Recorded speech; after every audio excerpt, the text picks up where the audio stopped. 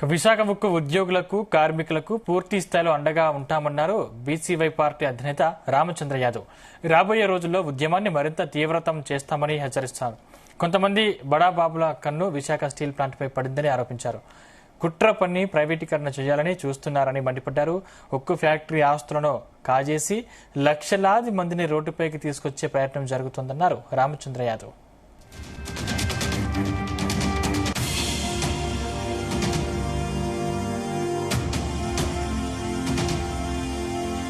ఈరోజు విశాఖ జిల్లా పర్యటనకు చేయడం జరిగింది. జిల్లాలో వివిధ కార్యక్రమాల్లో పాల్గొనడంతో పాటు ఇక్కడున్న ప్రధాన సమస్యలపైన వివిధ వర్గాల నాయకులతో చర్చించడం జరిగింది.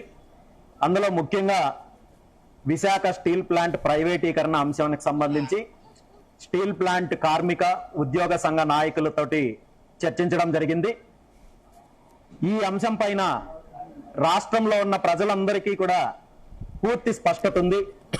ఎందుకంటే విశాఖ స్టీల్ ప్లాంట్ అనేది కేవలం ఒక విశాఖ జిల్లాకో లేదంటే ఉత్తరాంధ్రకు సంబంధించిన అంశం కాదు. రెండు తెలుగు రాష్ట్రాలకు సంబంధించిన ప్రజలందరూ కూడా దీన్ని ఒక సెంటిమెంట్ గా ఫీల్ అవుతారు.